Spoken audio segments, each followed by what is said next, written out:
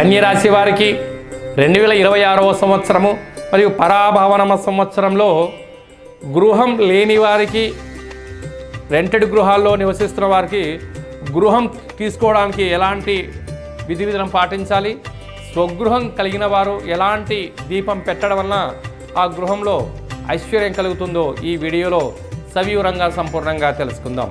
కన్యరాశిలో ఏ ఏ నక్షత్రాలు వస్తాయనగా ఉత్తరా నక్షత్రంలోని 2, 3, 4 పాదాలు, హస్తా నక్షత్రంలోని 4 పాదాలు, చిత్తా నక్షత్రంలోని 1, 2 పాదాలు కలిపితే కన్యరాశి.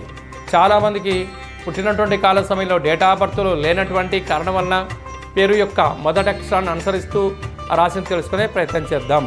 టో, పా, పి, పు, ష, అణ, ఠ, పే, పో అక్షరాల వారందరూ కూడా కన్యరాశి జాతకులే. రాశాధిపతి బుద్ధ భగవానుడు. వారికి ఆ బుద్ధి జ్ఞానం కలగడం వలనే గతంలో గృహాన్ని నిర్మించుకున్నారు. అలాగా స్వగృహం కావాలి అని అనేక మంది కోరుకుంటున్నారు. కనుక ఇది యొక్క ఆదాయం ఎంత అయ్యా అంటే ఈ సంవత్సరం 8, వ్యయం 11 అంటే -3 అంటే ₹3 అప్పులు కాబోతున్నారు. కనుక స్వగృహం వారైనా రెంటెడ్ గృహంలో ఉండబడిన వారైనా తప్పక ఏం పాటించాలి అన్నట్లయితే ఈ పూజా మందిరంలో తప్పకుండా ధన వశీకరణ యొక్క దీపం ఉంచుకోవడం అవసరం. ఏం దీపం అండి? ధన వశీకరణ దీపం. అంటే -3ని మీరు నివారించగలగాలంటే ఖర్చులు తగ్గిస్తూ ఆదాయాన్ని పెంచుతూ ఉండబడిన వాటితో తృప్తి పడేటువంటి పరిస్థితి కలుగుతుంది. అలాగనే స్వగృహం కలిగిన వారు ఇంటికి కాళభైరవ స్వామివారి యొక్క కుబేర అష్టదిగ్బంధనం అవసరమని చెప్పి గుర్తు పెట్టుకోగలగాలి. కారణం ఏమిటి?